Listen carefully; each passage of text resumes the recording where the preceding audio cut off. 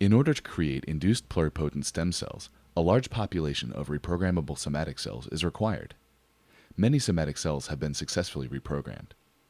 However, fibroblast cells are commonly utilized because they can be easily extracted from a patient using a safe and non-invasive skin biopsy and are easy to culture in a lab.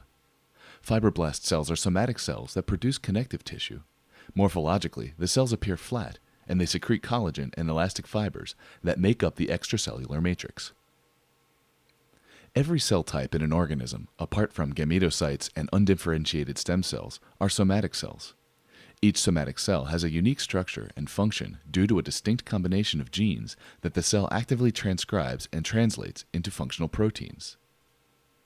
The difference in gene expression between different somatic cells is largely due to the structural organization of the chromosomes in each cell.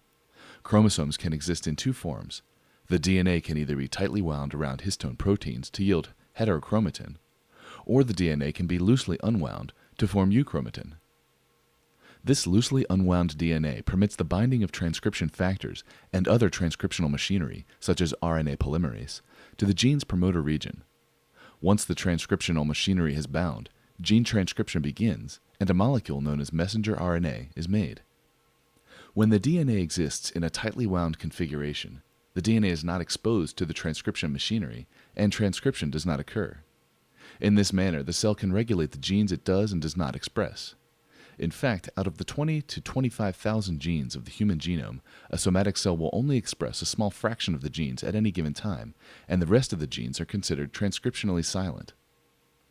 This is the case for the reprogramming factors OCT4, SOX2, KLF4, and CMYC in the fibroblasts.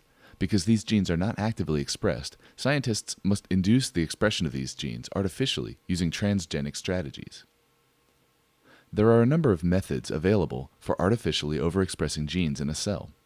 The Yamenka group utilized retroviral vectors as the method to deliver the transgenes encoded for the four reprogramming factors OCT4, SOX2, KLF4, and CMYC.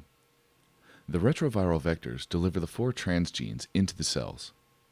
The transgenes are then integrated into the host's genome, thereby permitting its long-term gene expression.